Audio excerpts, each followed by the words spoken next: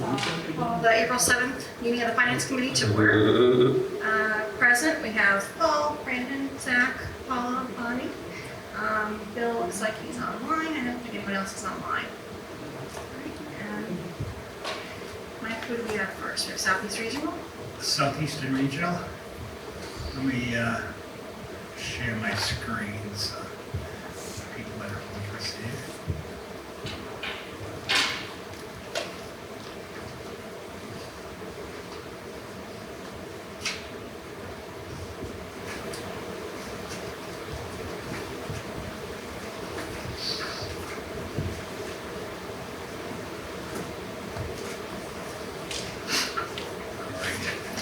Try and follow your lead.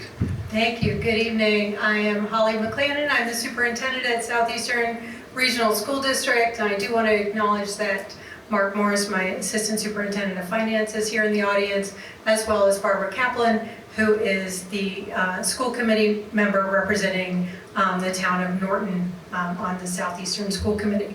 So we are here to talk about the assessment to Norton for FY26. And for the second year in a row, your assessment is lower versus the previous school year, despite the fact that Southeastern's overall budget is up. So on the first page, you will see that our foundation budget for this year is $38,734,575. The foundation budget is driven primarily by enrollment, the inflation factor that the Commonwealth sets. And in addition, Southeastern receives some additional funding through the Student Opportunity Act because we have such a high percentage of high-need students in our school district. The foundation budget is made up of Chapter 78, which this year is $24,546,392, and the remainder is local assessment, which is assessed out to our 9 communities. In addition to that, we are required to provide regional transportation at no cost to our students, and we are supposed to be reimbursed, and the towns and the city of Brockton are supposed to be reimbursed 100% of regional transportation under statute. That has not happened in the 11 years that I've been at Southeastern, but this year we are hearing the governor's proposal is 95% reimbursement. Let's hope that that sticks, because that would be the best reimbursement rate we've seen in many years. The good news is that last year when we presented our budget, we were in the middle of going out to bid for our transportation contract, and we had estimated about $2.3 million as the cost last year. It actually came in at a lower cost, and so the actual cost this year is $2.3 million. The reimbursement we received last year was higher than anticipated, and so our total local assessment for transportation of $779,013 is about $300,000 less than it was last year. To those, the foundation budget and transportation, we also have capital cost, and for many, many years, at least 15 years, we have been committed to keeping that assessment at a total of $192,000. This year we are using tuition receipts from our Southeastern Technical Institute, which is our post-secondary institute, to offset those costs to keep that total local assessment at $192,000. Outside of the budget, we carry our bond payments of $493,875. In addition, our school committee has been committed over the last few years to funding our OPEB liability.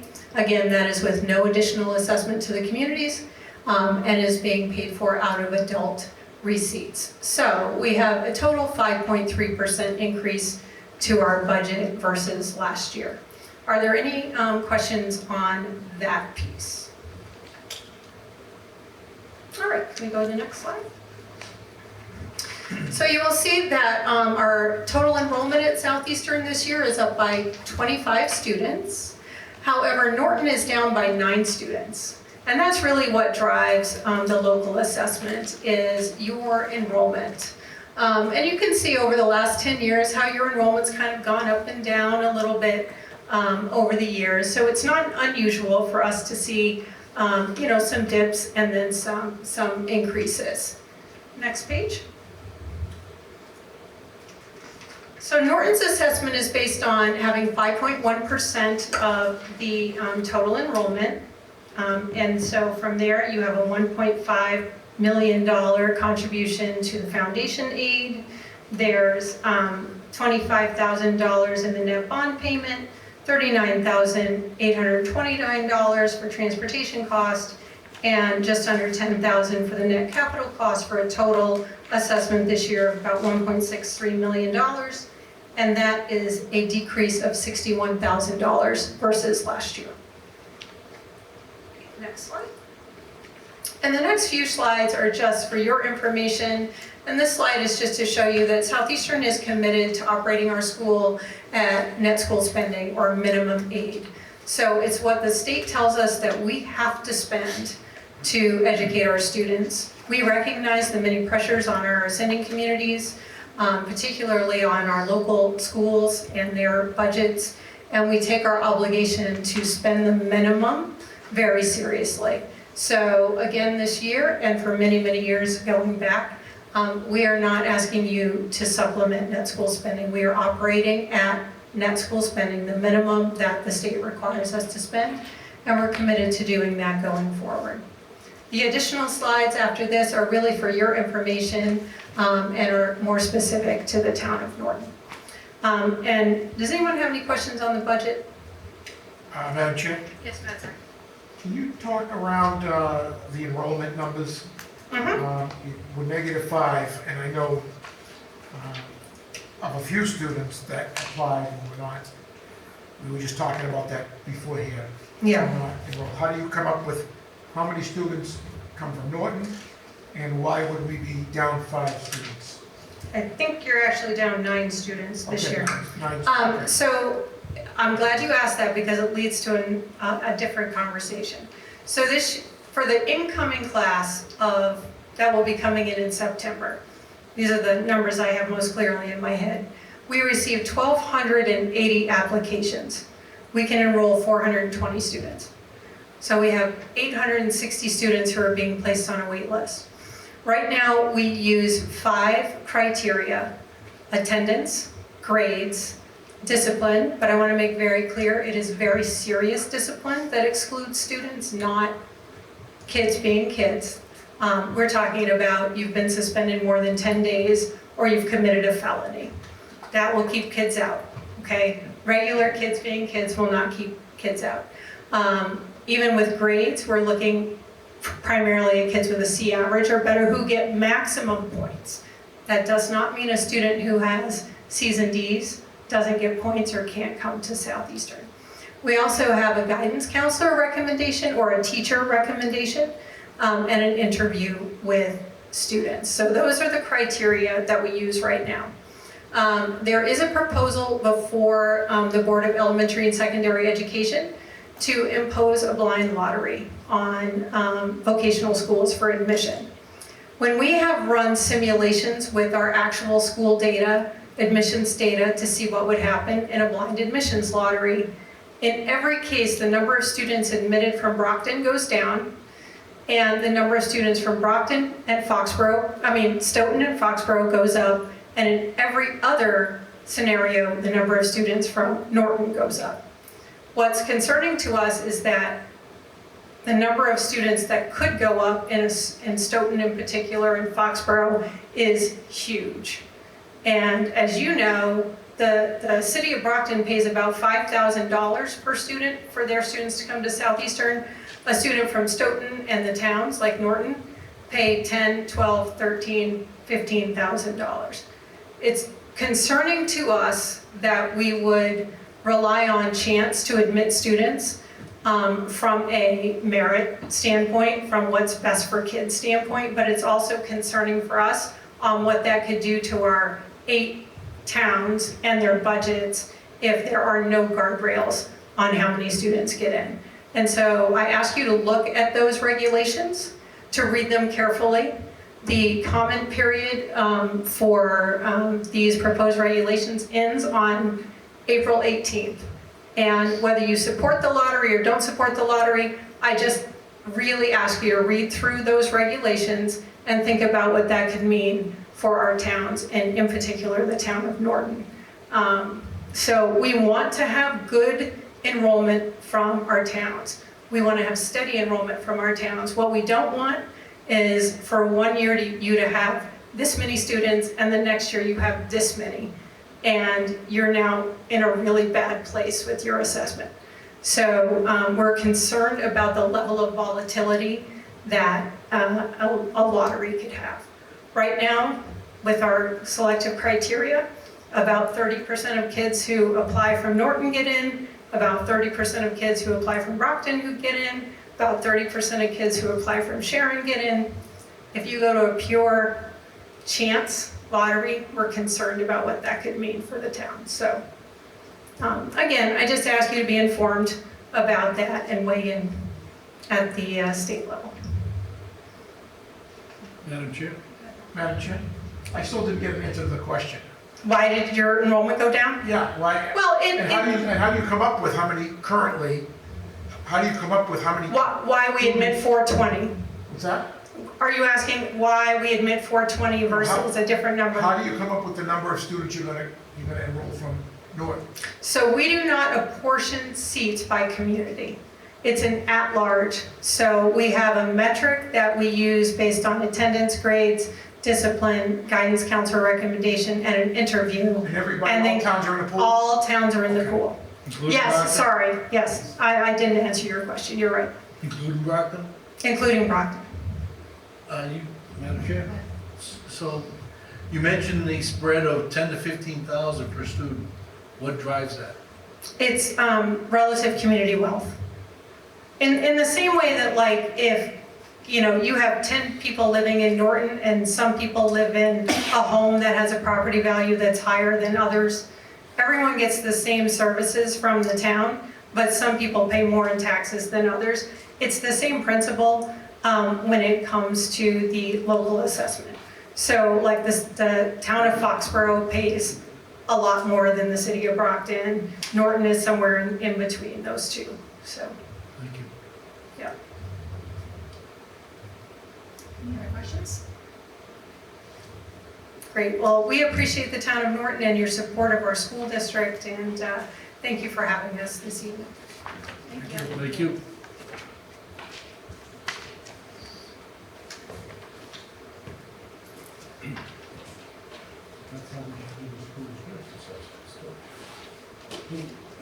Madam Chair. Yes.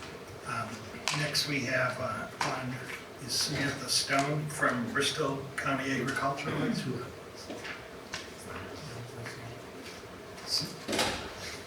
Samantha, do you want to share your own screen, or you just want to have me scroll through the slides?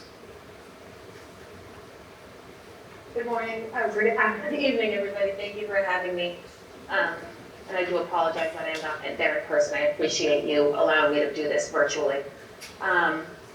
So I'm just going to touch, can you all hear me okay? Yep. Okay, perfect. I'm just gonna touch briefly on our budget as a whole, and then I did do a little slideshow presentation specifically for the town of Norton. So overall, for our Chapter 70 and regional transportation numbers, our foundation budget increased 4.65%, going from $10,653,000 to $11,148,000. We did have an increase of students overall this year. We went from, let me just get the numbers, I apologize. We went from 511 in-county students to 531 in-county students. And then out-of-county students, we went a little bit high, we had increased by 20. So overall, we had 43 student increase to our student population. We have 635. Currently, our acceptance rate for the entire school, or trying to aim for 640 accepted freshmen, is 160 per class. So looking at Norton, for the town of Norton, I am looking at, you guys had 14 students enrolled in our October 1 SIMS numbers. We do bill in arrears, so it would be the students that are currently attending that are budgeted for the fiscal year 26. We're projecting a $400 increase per student for tuition, I do have this to be voted by my board next Tuesday, so I'll have final numbers for you all next week, once the official vote has been done. So the total is going to be going from $4,017 per student to $4,417 per student. With the decrease of the one student in Norton this year, the increase overall for Norton, it only increased $1,583. So the total tuition that's projected to be due for Norton in fiscal '26 is $61,838. And then as far as the debt service, we are projected to keep that the same. That is how I'm currently budgeting. The debt service per student is $5,979.66. So with a decrease in the one student, you're decreasing that for next year. So your total amount for the debt service is projected to be $83,715.24. So overall for Norton, with the in-county and the debt service combined, you're actually going to be owing a little bit less in fiscal year '26 than you do in '25. You're decreasing $4,396.66. The total would be $145,553. $145,553.24 for the debt service. Does anybody have any questions on that part of the budget? I think we're good.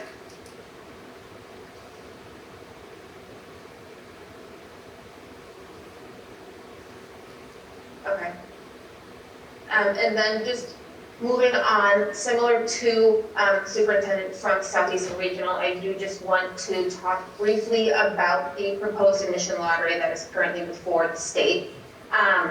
We're a little bit different than Southeastern Regional when it comes to the lottery proposal, because part of the lottery proposal is that if you have students from in-county and out-of-county that apply, the in-county students would get preference over the out-of-county students. When it comes to agricultural high school education in Massachusetts, there's Norfolk Aggie and there's Bristol Aggie. So that would mean that students from Plymouth County or any other county besides Bristol Aggie or Bristol County and Norfolk County would essentially not be allotted the opportunity to have an agricultural high school education. Bristol Aggie specifically, we received over 700 applications this year alone for our 160 student applicants. 550 of them were in county, the remaining were out of county. So if this lottery were to go into place, all of those out of county students wouldn't even have a chance to get in until the wait list was completely null and void of any in-county students. Our current out-of-county students makes up 20% of our student body and about $2.4 million of our revenue. So that would be something that we would have to adjust. And similar to what the superintendent from Southeastern Regional spoke to, with the lottery, it's going to be very difficult for our 22 cities and towns in Bristol County to be able to figure out how many students are going to be able to budget for, because for Norton specifically, we had 15 applicants this year, 11 applicants the previous year. If we got more applicants next year, all of those students would get put into the lottery, and it could be a much higher, it could be much lower. So it's just something we really need to think about, and similar to the Southeastern Regional Superintendent, I would recommend please read the legislation, and if you have any questions, feel free to reach out to me. I'm happy to answer any of them as the Superintendent Costa and any staff at Bristol Aggie. The public comment period is April 18th, so if you do have any questions, any concerns or anything of that sort, please let me know. But that is about all I have for Bristol Aggie. If anybody has any questions, I'd be happy to take them. Madam Chair? That's good. It says, we urge support for HD 4510. Is that a secondary bill that stops the first bill? So it's a bill that is going to essentially pause the changes and create a vocational admissions task force to really dig into the issues and try to figure out a way that would make it feasible and fair for everybody involved. And also, kind of to Zach's for Southeastern, if looking at your waitlisted in '24, you didn't take any students from Norton and 11 were waitlisted. and then Correct. last year, only 4 students were taken from Norton. What's the criteria to use that would allow us to have 0 freshmen coming into Bristol Latin? So similar to Southeastern Regional, we do have a set of criteria. We look at attendance, conduct, grades. We do have an interview and then a guidance counselor recommendation. The majority, I can give you the point breakdown, it's out of 100 points. Attendance is worth 15, the conduct is worth 10, grades is 25, and interview is 5, and the recommendation is 5 points. I can get more information as to why the students were not accepted from Norton previously, but that is what we look at for our criteria for all students. And similar to Southeastern, there's no specific number of students per town or per county. They all just get put into a pool, and the ones with the best scores get in. Thank you. Madam Chair, Hi, Brandon. the numbers you gave don't add up to 100. You see, it may not be 100, but I could have misspoke. Give me 1 second, please. I think it was 50, 60. Yeah, 15, 10, 25, 5, 15, 10, 25, 45, and 5. The interviews were 45 points. Oh, thank you. I didn't. You're welcome. 5. I didn't either. Madam Chair. Questions? Samantha, the lottery that they're talking about, the proposed lottery, that's not legislation, that's an act of the elementary and secondary education, correct? Oh, okay. That's a question, right? Am I right in saying that the lottery is not legislation, it's what the Board of Elementary Secondary Education wants to do, correct?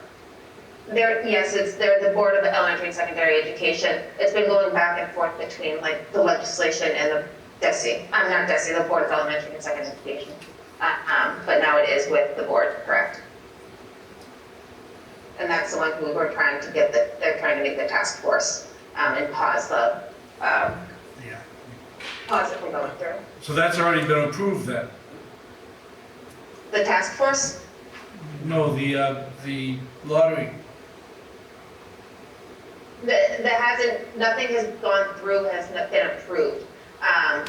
They're trying to, the vote, from my understanding, for the bill to be passed was going to be in May, but they're trying to get it paused to get the task force created. So there hasn't been an official vote on the lottery as of yet.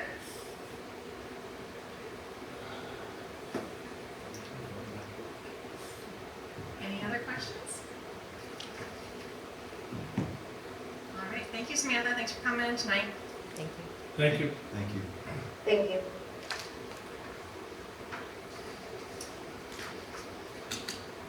This is the old town, you said everybody down, that's 2,000 again. If they want to deal with it, not mine. It's the best thing in town. Want to do one of the special town meeting articles? Sure. So, Article 1 is for prior year bills and municipal building. This is for Encore fire protection and monitoring fees, $630. And this would come from free cash.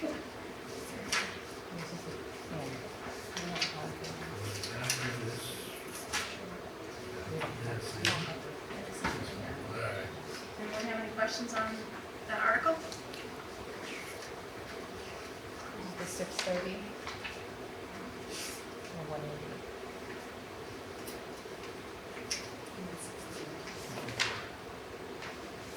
Oh, it's multiple rows. Nice.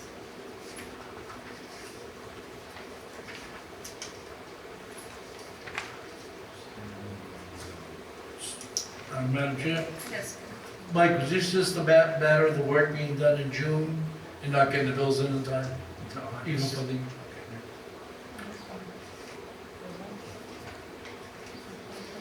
Madam Chair? Yes. Mike, how'd the monitoring double from 80 to, from 90 to 180? What's that? Say that again. Look at the first bill, Mike, It's $90 a month. Or quarterly. It's $90 quarterly. So Prorated. Oh, okay, all right, I'm sorry. I didn't see the prorated part.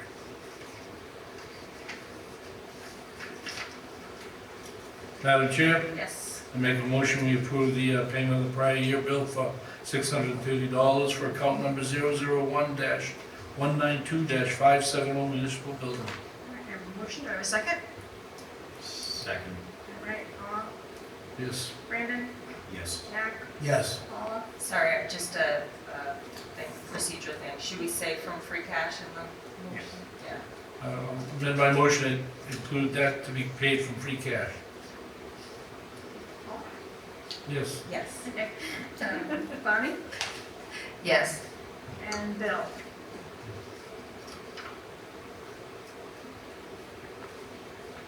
Is Bill still with us? Bill, you with us? Paging Bill Rotundi.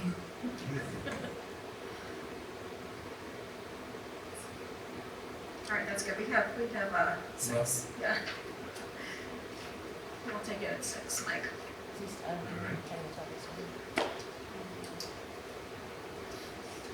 And then on the annual town meeting,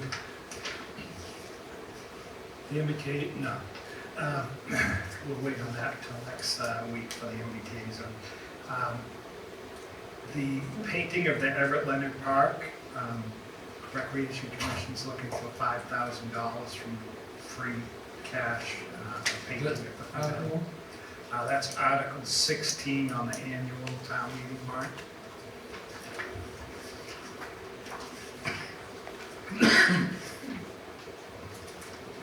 Madam Chair, Yes, fine. did we get an explanation as to, I feel like we did, but I don't remember the answer, as to why this wasn't on the capital or Yeah. requested through capital? It wasn't on capital because a couple of reasons. Capital, we try and target to items of 10,000 or more, or that last 10 years or more. 10 and 10. Thank you. This is more maintenance, What was the figure, Mike?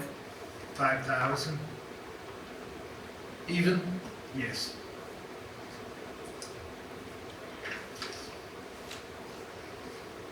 Madam Chair? Yes. Mike, do you know how often this has to be done? She told me last week, she thinks probably every 5 years.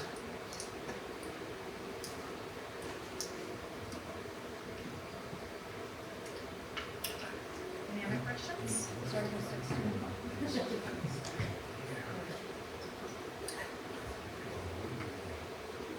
Motion, everybody good? All right, Madam Chair, yes. make a motion that we approve the Article 16 with the cost of $5,000 to be taken out of free cash. I have a motion, do I have a second? Second, All right, Paul, Yes. yes. Zach, Yes. Paula, Yes. Bonnie, Yes. is Bill on? And I am a yes, so 6, yes.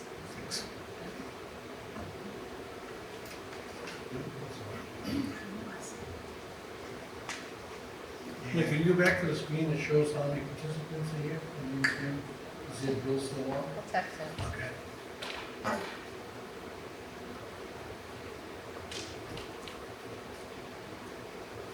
He is. I'm texting him, see. Bill, you not hearing us? Aged Bill Rotundi. There he is. He's up there. Can't hear him. Aged Bill Rotundi.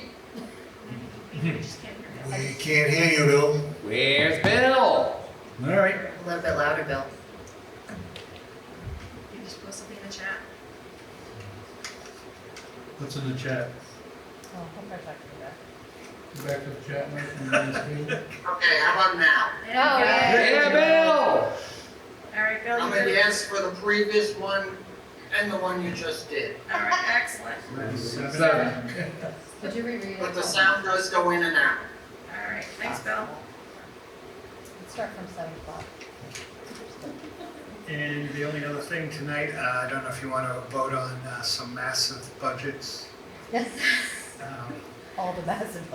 This miscellaneous town offices, boards and expenses, finance committee, zoning board of appeals, tree warden, historical commission, memorial and vets. Don't we generally wait until we have that in front of us with your recommendations, Mike? You can.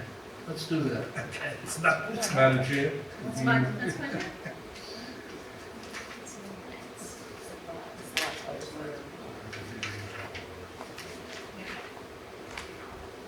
All right, is that all you had, Mike? that's it. Did I see, no, I thought I saw on the agenda minutes, but maybe that was just. I do have minutes that Okay. have been sent that I haven't reviewed, I apologize. Okay, that's for okay. that, But All she right. has been sending them to me every week, so. Oh, great, okay. All right, and then the other question is can we get an updated revenue expenditure sheet? I've gotten that with the updated fixed and shared. And then are we next week gonna take a look at your recommendations? We will. And even the budgets themselves, can we show the year-to-date, maybe to March 31st, Mike, or the pay period needed? Well, it will be in the report, that we'll get you an up-to-date report so you can see what the expenditures are. Anybody have any other questions? Sorry, go ahead. Are we going to have a meeting the week of Patriots Day, that week of the 20th? Because the 20th is a holiday. Or 21st. 21st the holiday. The 20th is also a holiday. That's true. First, I'm sorry. What do you think, Mike? It's up to you, I Do we- think. do we you usually probably skip that leave one? it on. Yeah, we- So it we have- depends, we've had meetings on the Wednesday of that week. It depends on how much left we have on our Right, agenda and how much we have to get through. do we want to wait and see how far we See go? how you do. And if we How have a we more, go because next it is a Monday? popular week for people to be away. No one can go on vacation. Sorry, Paul, that's untrue. If the town manager is very reasonable with his recommendation, it should go pretty easy, all right? I don't think so. It's never easy. It's never easy, and that's fine. No shade to Mike, it's just never. I did want to mention, did everybody get Paul's email about the looking for our input on the MBTA? So if anybody has, I think it's only fair, they've included us throughout the whole process. I'm sure they don't want to, they would at least like to know where everybody stands, whether it's, you're not going to support it, no matter what you think we should be opposed to the whole thing. If there's a specific zone that you think you would support over another one, I think that's important to get that feedback to them. Just, they may or may not be able to take that, but I think that's important for them to hear so that they can make sure that we're all involved. Yeah, I feel like our joint meeting kind of got away from the purpose. I think we were all supposed to share our, our thoughts on that and try to help them make a decision. And I don't think everyone had the chance to do that, so yeah, it was nice that we sent that email. Hopefully people can share. So are we supposed to reply to him directly? You can send it to Isn't me, you that can like send it an to open him. meeting law violation, no? No, you can send it to him directly, it's not that issue. As long as you don't reply to all your I don't committee. send it to the whole committee. Thank you, if you want to say it here? Madam Chair? Yeah. Could I have a synopsis? And I apologize I couldn't be there. What were I heard something like Red Mill was one of them. Only like 3.5 hours, Paul. Just- Oh, I heard that. I actually We'll send you the information. Paul, Okay. go home tonight, put you on YouTube and search train derailments, Yeah. something to that. It was 3 hours, you'll just make sure you stay 3 hours, 3 you hours never- of your time. 3 hours, you're never getting back, Paula? You probably have those 3.5 years from last week. Yeah, because that has the outlay of the different options that they are considering. So I think they're voting tomorrow, so, Should be interesting. yeah, so again, if you have any input and, I'm sure they don't want to hear afterwards, well, I would have voted for this if it had been in this area, and, nobody gave that input. So if people have any strong feelings about which zone it goes in, then I think that's important to know. You could also come to their meeting tomorrow night if you wanted to. Oh, if you want 4 or 5 hours. Something to do on a Tuesday. Paul, you could also go to their meeting tomorrow night if you wanted to, right here in this. I love you. Don't get caught. Do you need a ride? She'll drop you off. Yeah. It's a bug iron. So, Madam Chair, so you have a straw vote on what we would support? I mean, or is this just an individual thing? I don't know what the best course forward is. Yeah, I mean, I guess if you're completely opposed to anything, it doesn't matter, right? If you're, I think Paula at the last meeting had said you would support whatever they recommend. I don't have a strong preference. I think they're in a really hard spot because I don't think no matter what they choose, they're gonna have opposition. Yes. Well, the NIMBYs And for sure. It's gonna be, it's gonna be something they have to think about politically too, like what's gonna pass. And I don't think that's an easy thing, right? I think no matter what you do, no matter what they do, they're gonna have opposition to that specific zone as well as to the overall thing. So personally, I'm glad it's their job and not mine. So I'm in the camp of, I've always, kind of when I joined this board, the idea was, as I always understood it, is that if it's a planning board issue in general, we go with the planning board recommendation. It's certainly not my area of expertise and not the area I've spent 6 billion hours working on like they have. So that's my feeling, but I think, for sure everybody has their own opinion and should just make sure that opinion's heard, because I know that they were trying to include us in the process from the very, very beginning. Madam Chair, Yes. I would say yes, but we do typically wait to see what their decision is before they are asking for our input prior to, like you said. So, Correct. like you said, it's helpful to give it if it's not just, I don't support any of it. But I do think that, one of the reasons why we're asked to review everything is that, or anything that goes on the warrant, is that we're asked to consider the financial implications to the individual taxpayer, to the town, whatever, so that we can discuss it, I guess, from that point of view, when we take our vote, taking into consideration what was recommended by the planning board, because they don't necessarily vote based on that, Right. I guess. So, giving your input, I think, is important, based on how you feel it impacts Norton or individual taxpayers financially. Madam Chair, maybe somebody could refresh my memory. I believe the first time around last spring, this committee did not support it. Is that the way I remember? Correct, which I think is why they were trying to get our input ahead of time rather than after the fact when everyone was saying they would have supported it if they hadn't been on a empty lot or X, Y, or Z, whatever their. And that was pretty much just the TPC, the main chunk of that. Yes, I believe so.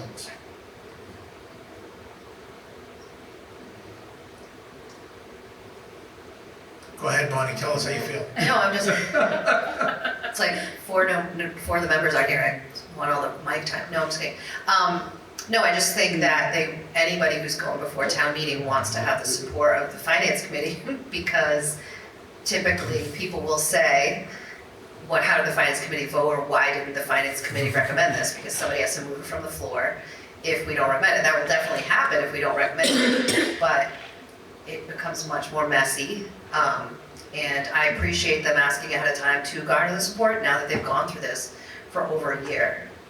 So any way that we can let them know what the majority of us feel, or individually what we feel, so that they know how the majority of us feel, I think is really helpful to them, to garner support for whatever they do put forth on the town meeting floor. So is that something we should be discussing now, or should we just send them an email? If you want to discuss now, we can. If you want me to give my 2 cents, I'll give it to you. Okay. I'd love to hear it, Zach, just to see My what 2 you cents, not that it means anything, take that with a grain of salt, is I personally have not spoken to anyone that wants any more apartments in town. I mean, I don't think anybody came to Norton to see, apartment buildings stacked up everywhere. To be perfectly honest with you, I don't think that that gentleman that presented last week, those numbers hold water. I mean, it's simple, you have one child who's with disabilities, everybody knows what that costs, a 6-figure amount. So for me, I would like to say, like I told them, and I told this to them in person at their meeting as a citizen when I attended early on, come up with a place where it's the least likely to be developed. which is what most communities are doing. No different than you saw in Foxborough, putting it over Gillette Stadium because they know it's never gonna be developed. This is, an unfunded mandate that's, being forced down our throats by the state. I grew up in Brockton, in the 70s and 80s. The state had a very good idea to come in and stack up apartments everywhere. They would call them projects those days. And how did that turn out? Cities like Taunton, Lowell, Lawrence, Springfield, New Bedford, Fall River, they put these things up everywhere. They forced it down these communities' throats. And all the working class people moved out. And that's, another reason why I'm in Norton. I didn't come to Norton to create another Brockton.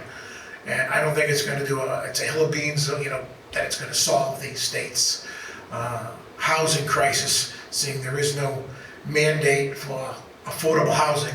$3,500 a month apartments. I don't think it's helping anybody, but that's my 2 cents on it anyway. So Zach, I think that was certainly, part of the Red Mill discussion, right? Yes. I would So is that support the one that you would support? I would support the Red Mill. I don't think, to be honest with you, I heard their arguments. I don't think it affects them whatsoever. That is never going to be developed. If they put that, those apartments are brand new up there that are adjacent to them.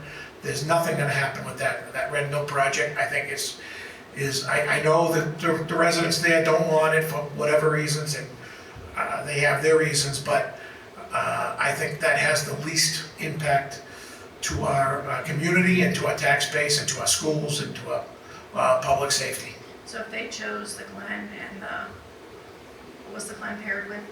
Mansfield Ave. Mansfield Ave combination, would you be opposed to that? I guess it's not much. Yeah, because I think Mansfield Ave has got sewage, and it's probably the only area left that, we could do industrial development in this town. There's not very where else you could put anything like that there. And Mansfield would be developed. Those row apartments that are there are many years old, and I think last time I looked, there was one owner for 5 of them, 5 of those buildings, and somebody's gonna offer them a big check to walk away. So for me, probably not. I would not support that.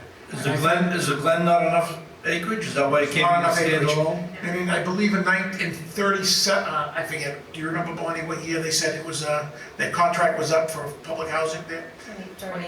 31 or something, so in 5 or 6 years, those are old, somebody could come in there and tear them all down and create massive density.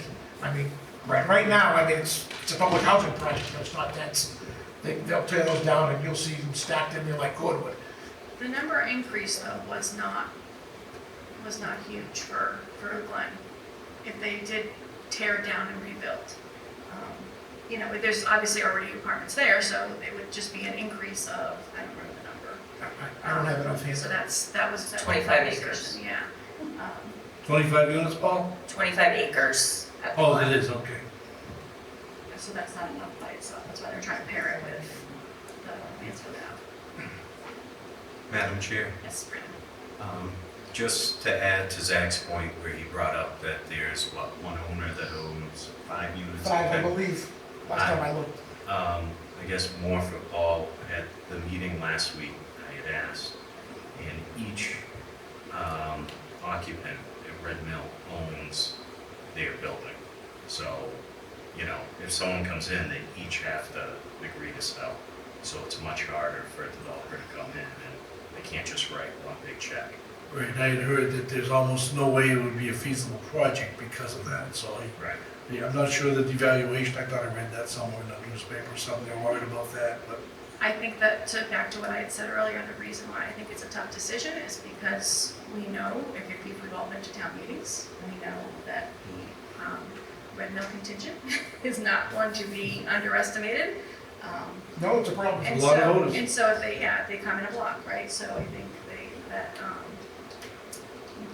if they're concerned, and if their concerns can't be mitigated in any way, I think that would be a tough thing to get past the town meeting. So I think, all of those things are for sure things that the planning board's gonna have to consider, what's gonna get passed, and on one hand, you're saying, people want something that's not gonna be built on.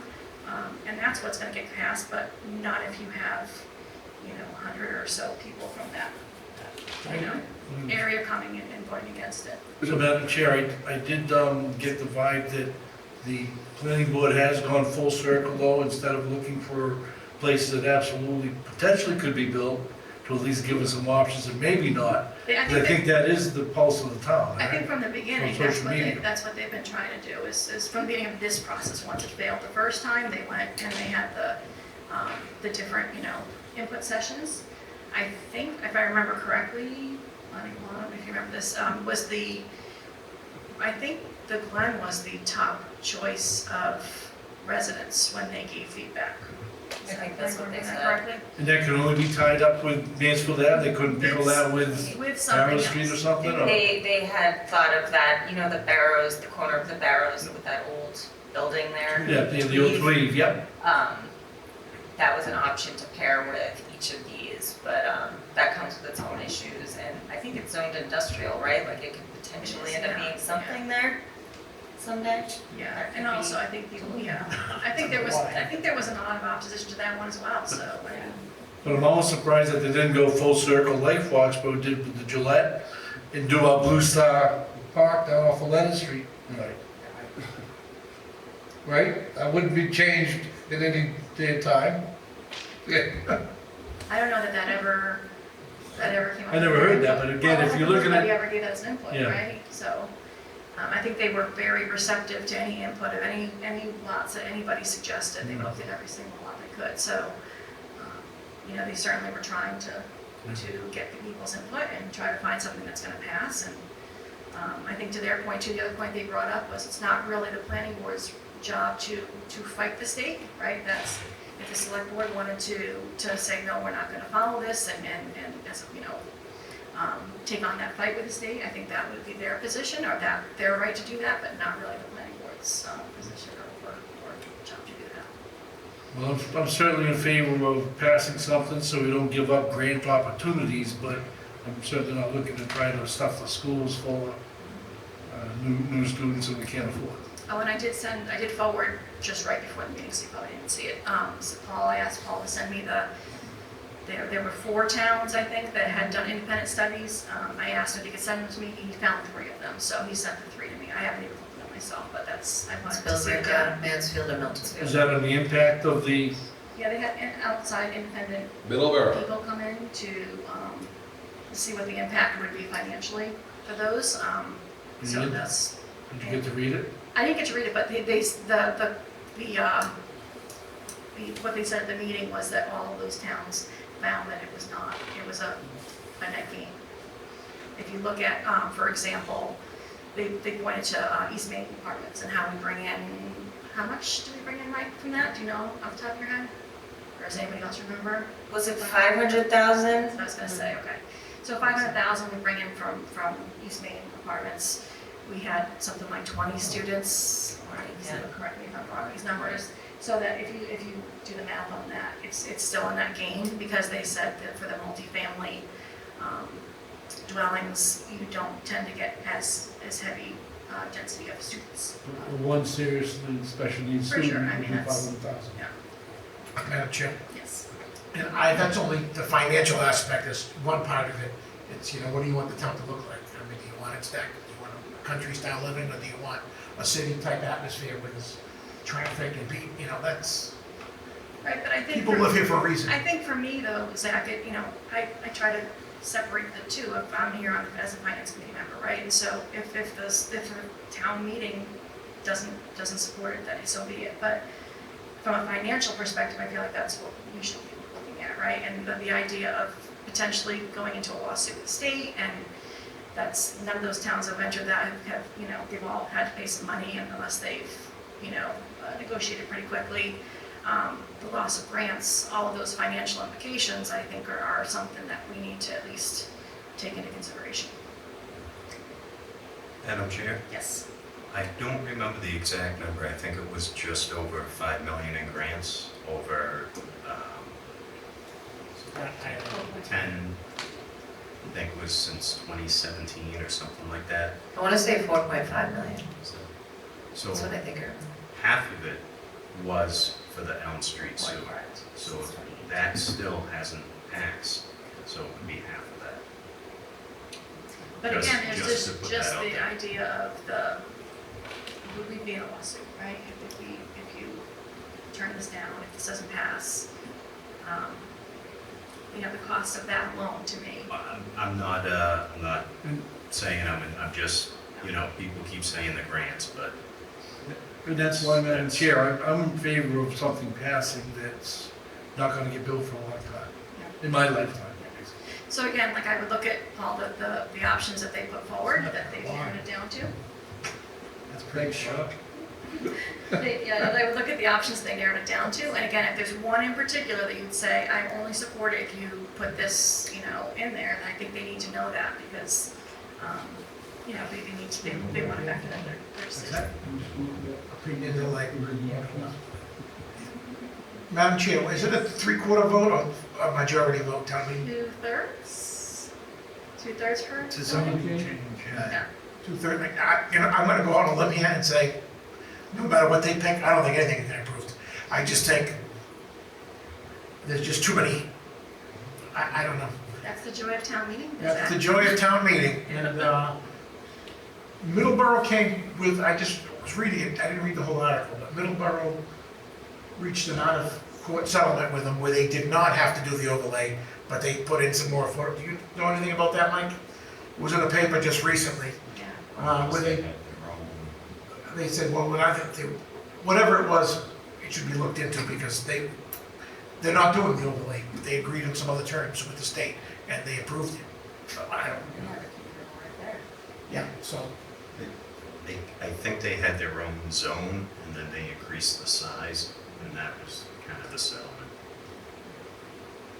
Yeah, theirs was, I mean, obviously, they're not an adjacent community, they're, you know, an adjacent community. Theirs was pretty significant in terms of their requirements, so, I think, you know, every situation's gonna be different. And I think, yeah, as you said, I don't know that we can't control town meeting, but we can at least maybe try to get it to move forward and allow town meeting to vote on it. Mike, hold that picture there for me. Would you explain the blue behind, who owns that? Right here. All the blue area behind those apartments, the condos. Well, it's green to me, but anyways, that's, What color's that? look behind you. It's green to That's me as green well. there, okay, look over there, yeah. That's all conservation land. It is, Blue there. that's not buildable. No, yeah, that's town conservation land. And that can't be added in, or is it added in? Can't count. No, can't have that. There is, if you look at the green property, and then you come up to the end at the top, Yep, that property right there is town property. that's the house we bought, Yeah. Right The across new from- boat ramp the going boat ramp, yeah. Yeah. Yep, that's right up the street from where I live. So we're not included New England ice cream in this? No. Why not? I think by itself, this wasn't really a huge amount, it had to be paired with something else, and then people proved to like this with the You Glen. had 25 with the Glen, which you had to Yeah, have. so it was this and the 25 Glen kind of were paired together to make the magic number of, I think. And one of those parcels up there already has a 40B approved on it.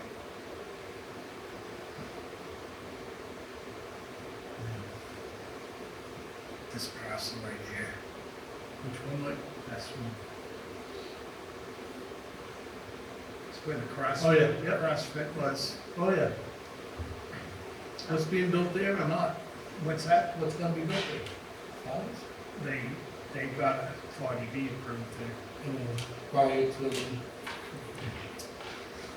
Madam Chair, Yes, Paul? I just want to throw something out in the mix. So it has been mentioned that, I'm just going to put it out there, I am for this proposal. I think that more housing does need to be built. I'm fine with having apartments in my town. I grew up in New Bedford, it really doesn't faze me.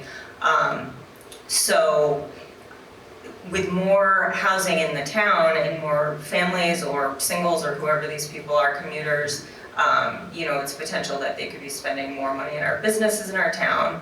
Also having, you know, these commuters, it could attract new and other businesses. So at the end of the day, you know, things could end up being a wash if you think about it. If, you know, these units end up being built, there's a potential, yeah, we could have some more children in our school system. We're getting more money from the state for those children. And it could be also bringing our median income down, so we might get more money from the state for these children. And then again, you know, more business being done in town and hopefully attracting more business. So I'm just gonna throw that out there as a possibility of what could happen from this. I'm supporting the Glen and the Mansfield Ave.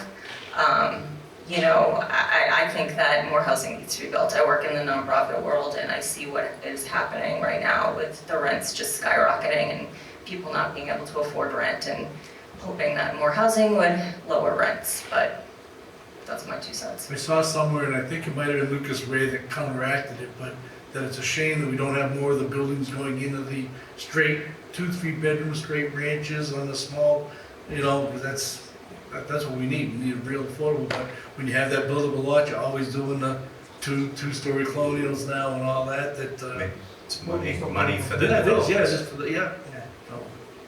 Madam Chair, Yes. I know everyone has a fear of all this new population, the town's gonna explode.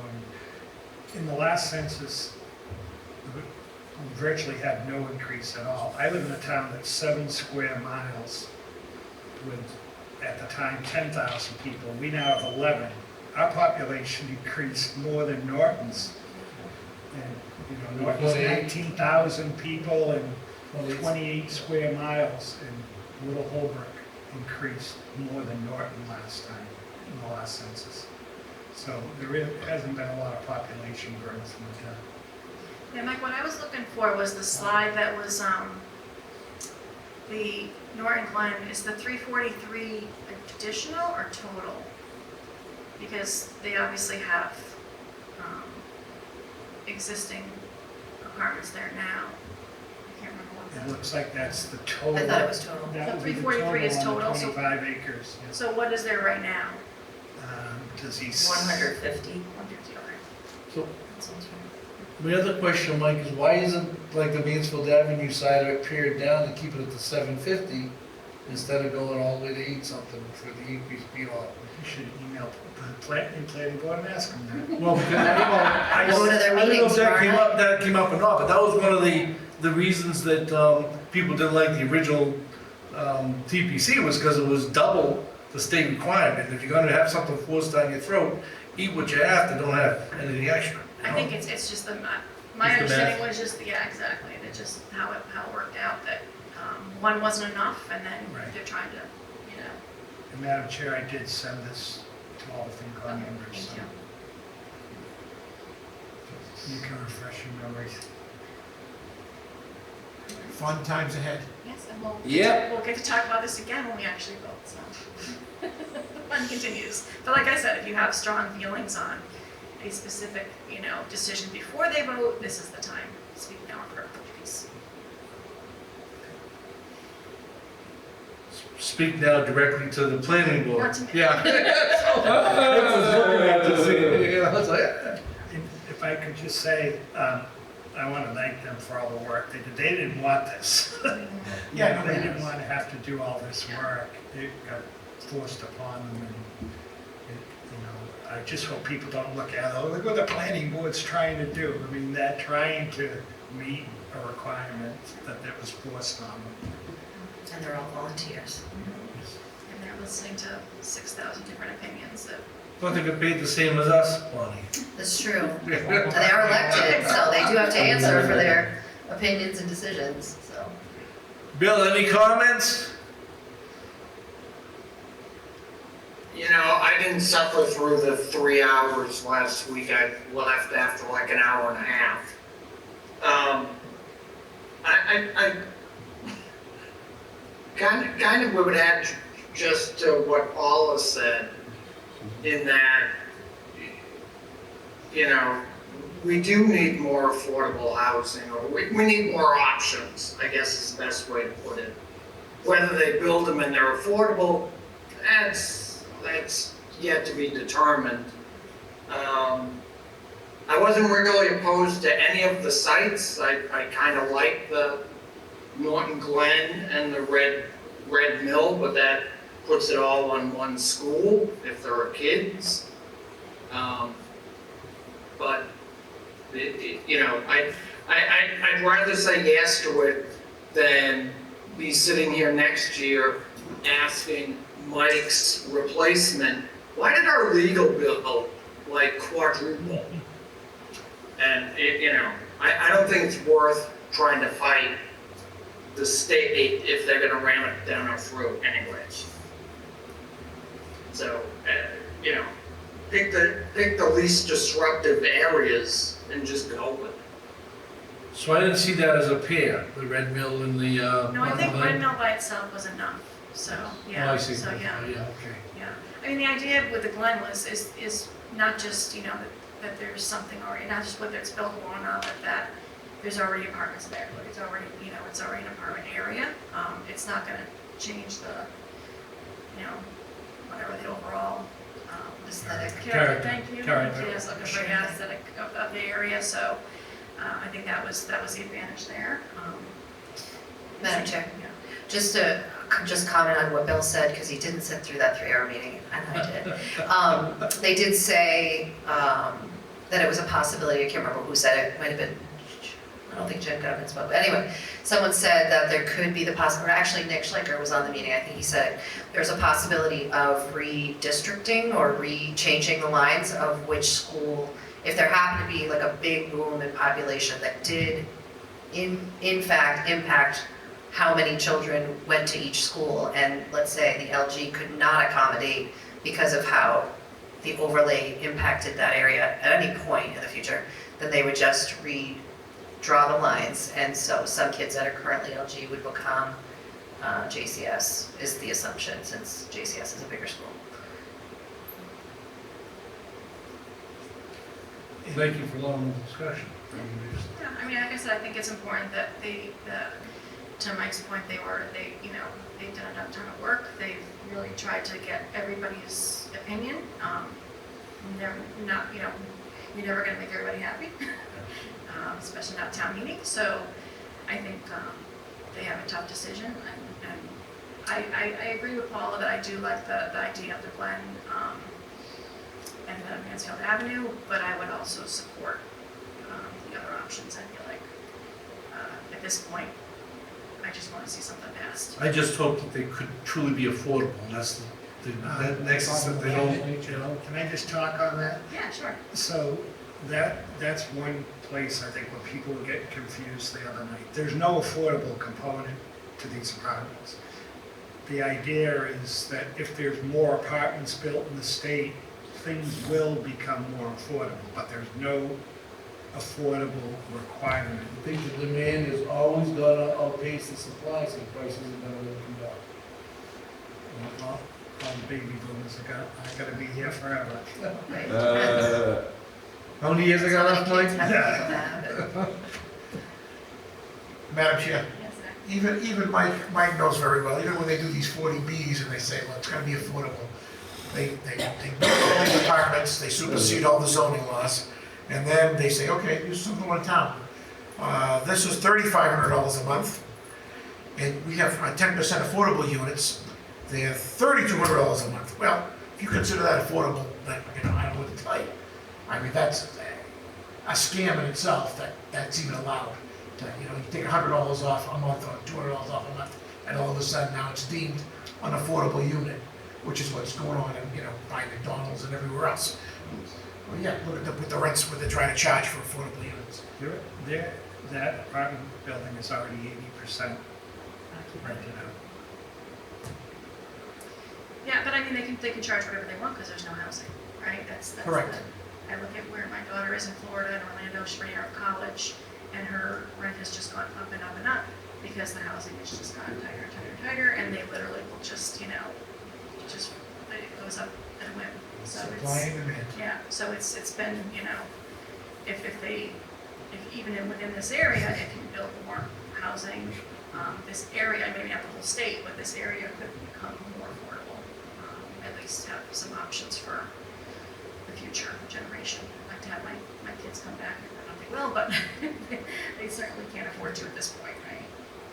So I'm not even sure, Mike, how big the buildings could be along Mansfield Avenue. That's not a very deep lot where those condos are with the conservation behind. Well, just use next to McDonald's as a judge, what's in there, 105 units, somewhere around there? Yeah, it supersedes the zoning laws, I mean, it supersedes the zoning laws. They can cram them in like that, just like that.